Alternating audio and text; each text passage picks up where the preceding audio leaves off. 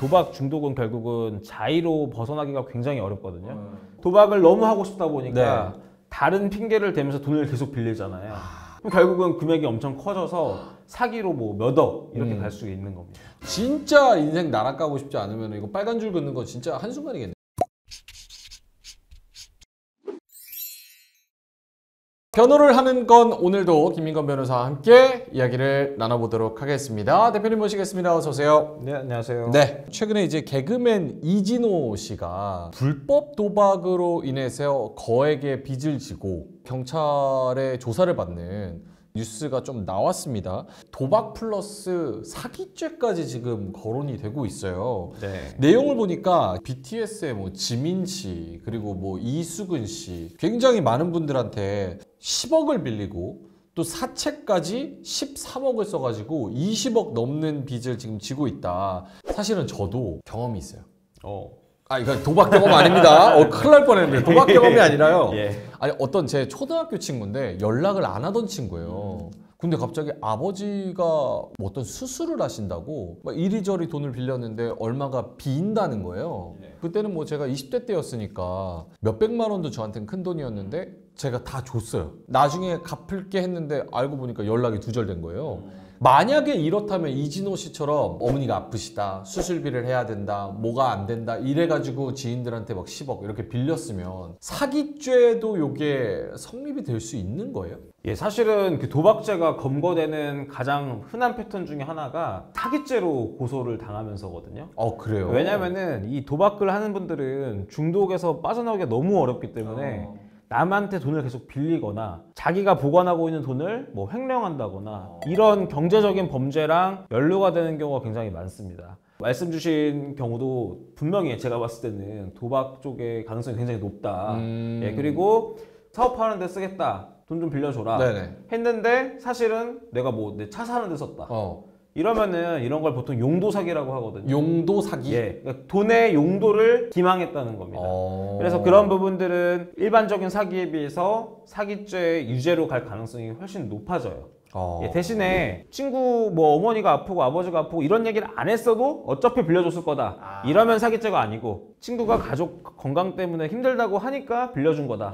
요게 되면은 그건 사기입니다. 그러면은 빌려준 사람의 의사가 굉장히 중요하겠네요. 그렇죠. 이 이진호 씨 같은 경우 제가 기사를 찾아보니까 피해자가 고소했다는 기사는 안 나오고 네티즌이 고발을 했더라고요. 고발은 이제 피해자가 하는 게 아니라 제3자가 할 수 있는 거거든요. 지금 말씀하신 대로 오히려 금전 피해자라고 할 수 있는 지인들이 그래서 빌려준 거 아니다. 이렇게 진술 몇 마디를 해주면 실제로 사기죄가 성립되지 않는 방향으로 갈 가능성이 높아 보입니다. 자, 그러면 온라인 도박에 대해서 처벌 수위를 좀 알아보도록 하겠습니다. 요새 온라인 도박을 진짜 많이 한다고 알려져 있는데 실제로 거기 참여해서 플레이를 하는 사람 입장으로는 어떤 처벌이 되는지. 그냥 도박을 즐기는 사람 같은 경우에는 아직까지도 그 횟수가 엄청 많고 금액이 많이 크더라도 그렇게 중하게 처벌하고 있지 않은 것이 현실입니다. 기본적으로 도박을 하기만 한 거는 벌금형밖에 없어서 1000만 원 이하의 벌금에 처하게 되고 실제로 뭐 10억 이렇게 도박을 해도 벌금 600만 원, 700만 원 이렇게 나올 수도 있습니다. 예, 대신에 이제 상습 도박이 되게 되면 그때는 징역이 이제 추가가 되고요. 이 상습 도박에 있어서 형량의 크기는 결국은 피해자가 있느냐. 도박을 하더라도 내 돈만 가지고 그냥 내 돈 다 30억 알렸다. 그럼 경찰이 그렇게 큰 문제로 생각을 안 하는데 뭐 가족 돈이라든지 여러 가지가 결부가 돼 있잖아요. 그러면 그게 사기가 안 된다 하더라도 이 사람으로 인해서 주변 사람들이 얼마나 피해를 많이 받겠어요. 그러면 그때 이제 형량이 높아지는 거죠. 그러면은 일시적으로 그냥 한두 번만 내가 호기심에 한번 해봤다. 이러면은 어떻게 돼요? 호기심에 하더라도 그 행위 태양이나 뭐 액수의 크기에 따라서는 도박이 성립이 가능합니다. 만약에 이제 시골 동네에서 할아버지 할머니들이 뭐 고스톱 칠 수 있잖아요. 근데 그게 얼마를 하냐에 따라서 처벌 수위가 뭐 다르다, 유죄가 될 수도 있고 무죄가 될 수도 있다, 뭐 이런 얘기를 좀 들었던 것 같은데. 그건 뭐예요? 그러니까 결국은 그 기준이 10만 원 이상이면 도박이고 그 아래면은 뭐 일시 오락이고 이렇게 정확하게 나눌 수가 없는 거예요. 그런 거는 변호사님이 역할이 굉장히 중요하겠네요. 그렇죠. 그런 부분들에서는 이제 혐의가 성립되냐 안 되냐를 갈릴 수 있는 부분이기 때문에 아무래도 이제 변호인 조력을 받는 것이 좋겠죠. 도박 중독은 결국은 자의로 벗어나기가 굉장히 어렵거든요. 그러다 보니까 이분들은 항상 다른 금전적인 문제랑 결부가 되는 경우가 많기 때문에 그걸로 이제 징역을 가시죠. 도박을 너무 하고 싶다 보니까 다른 핑계를 대면서 돈을 계속 빌리잖아요. 그럼 결국은 금액이 엄청 커져서 사기로 뭐 몇 억 이렇게 갈 수 있는 겁니다. 사실 사이트에도 쉽게 막 접근을 할 수가 있고 그거를 운영하던 조직 이런 것들이 막 잡혀가는 뉴스도 심심찮게 보잖아요. 굴리는 그 액수가 어마어마하던데. 그런 도박 사이트를 운영하는 거는 그 도박장 개설죄라고 해서 엄청 큰 범죄로 처벌을 받고 있고요. 코인 사이트나 선물 거래, 해외 선물 이런 네네네. 것도 다 방송 플랫폼 통해서 중계하고 막 맞아요. 하잖아요. 징역 4, 5년 이상도 나오고 할 수가 있죠. 왜냐면은 그 사람들이 단기간에 버는 돈이 몇십억 단위입니다. 아 그러면은 네. 나라에서 그거 환수해요? 나라에서 이제 그래서 몰수랑 추징이라는 개념이 있는데 네. 몰수는 그 범죄로 인해 얻은 것을 그대로 가져오는 거고 이제 추징 같은 경우에는 그것을 그대로 가져오기 곤란한 경우에 돈으로 환산해서 가져오는 거거든요. 네네. 그래서 사실은 이제 도박장 개설로 인해서 뭐 몇십억 벌었다 이런 사람들은 나라가 추징으로 몇십억씩 그대로 가져옵니다. 그래서 이제 뭐 배우자 명의로 돌려놓은 아파트 같은 것도 다 이제 추징하고 그렇게 합니다. 만약에 이런 경우는 어떻습니까? 어떤 사람이 도박을 하고 싶어요. 그래서 내가 그 사람 돈을 받고 어디 해외를 가서 대리로 배팅을 해주는 거예요. 온라인 대리 도박 등의 행위는 게임산업법 위반으로 최고 2년 이하의 징역 또는 2천만 원 이하의 벌금형을 받는 규정이 따로 있습니다. 사이버머니를 실제 돈으로 바꿔줘서 이런 행위들을 도와주는 행위도 따로 처벌 규정이 있는 걸로 알고 있습니다. 그래도 이런 거를 성실하게 일해서 세금 납부하고 돈을 벌어야지 진짜 인생 나락가고 싶지 않으면 이거 빨간 줄 긋는 거 진짜 한순간이겠네요. 제가 그래서 그 강조드리고 싶은 부분은 이것도 총책이라고 하거든요. 주도적으로 계획하고 실행한 사람들은 50억 벌었다 하면 자기들끼리는 뭐 20억씩 가져가겠죠. 둘이서. 근데 이제 밑에서 그런 콜센터를 해준다거나 뭐 통장 관리하고 이런 사람들은 똑같이 사기 방조 이런 거 다 되는데 사실상 이 사람들은 그냥 월급보다 조금 많이 받는 정도일 가능성이 높거든요. 그래서 내가 딱 사무실 출근해 봤는데 뭔가 수상하다 여기. 그럼 정말로 조심하시는 게 좋습니다. 예.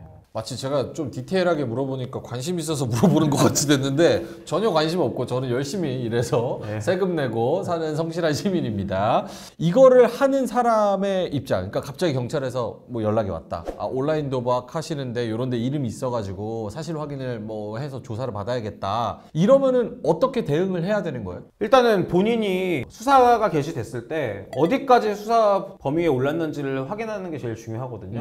왜냐면 도박을 하는 것 자체는 사실은 형량이 낮기 때문에 네. 거기서 멈출 수 있는 거라면 사실은 이 기회에 도박을 끊는다 생각하고 반성하는 게 제일 좋다고 생각을 하고요. 네. 대신에 연락을 받았는데 경찰이 되게 단순한 도박이라고 얘기를 했지만 내가 돈을 뭐 빌렸던 것들에 대해서 알고 있다거나 다른 돈과 관련된 출처를 궁금해한다 이렇게 되면은 다른 부분으로 수사가 뻗어나갈 수가 있기 때문에 그럴 때는 정말 중범죄가 성립할 수가 있잖아요. 그럴 때는 아무래도 이제 전문가랑 협의해서 진행을 하셔야겠죠. 그러면 변호사님이 그런 분들의 의뢰를 받으면 예. 사기죄까지 같이 엮일 수 있는 이진호님 같은 케이스면은 변호사님은 거기서 어떻게 변호를 하시고 또 그 지인들도 또 만나셔야 될 거 아니에요, 그렇죠? 일단은 이 수사가 어떤 식으로 개시됐는지를 확인하는 게 중요해요. 만약에 피해자가 고소를 한 거라면 고소장이 있을 건데 아하, 도박 같은 경우는 사실 고소장이 있을 수가 없잖아요. 그렇죠. 근데 만약에 고소가 있다면 이미 다른 사람이랑 엮였을 가능성이 높은 거죠. 반대로 순수하게 도박으로 갈 수 있는 케이스는 예를 들면 경찰에서 도박 사이트를 단속했는데 거기 명단이 있더라.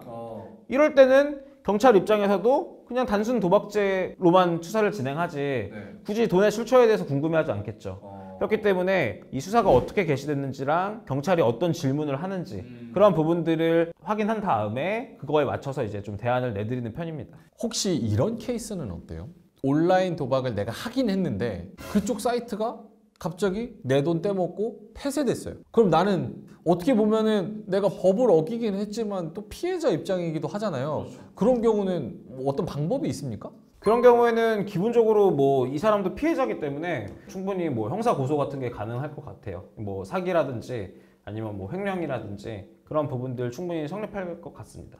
근데 이 사람은 지금 불법을 자행한 사람이잖아요. 네. 내가 온라인 도박을 참여한 사람인데 그래서 뭐 그 부분은 본인도 처벌 대상이 될 수가 있죠. 민사법적인 개념에서는 그 불법 원인 급여라고 해가지고 불법에 사용될 것을 알고 돈을 빌려주거나 한 거는 반환 청구를 할 수 없다. 뭐 이런 경우들이 법리적으로 있거든요. 잘못이 있고 서로 대등한 정도의 불법성이다. 이럴 때는 불법 원인 급여로 보지만 또 그렇다고 해서 강원랜드에서 돈을 빌려줬을 때 그 반환 청구를 인정하는 경우도 있었거든요. 그래서 언제나 그게 명백한 법리는 아니다 이렇게 말씀드릴 수 있겠습니다. 사실 이게 법적으로 지금 문제가 돼서 이 컨텐츠를 보고 계신 분들도 계실 거고 혹은 이런 게 있어? 호기심에 한번 이 컨텐츠를 보시는 분들도 계실 테지만 어쨌든 도박이라는 거를 한번 빠지면 이진호 씨 케이스처럼 이게 계속 막 구렁텅이에 더 빠져가지고 돈도 빌리게 되고 거짓말도 하게 되고 더 많은 형벌을 받을 수 있는 결국 마무리가 되기 때문에 굉장히 조심하셔야 된다는 거 말씀을 좀 드리도록 하겠습니다.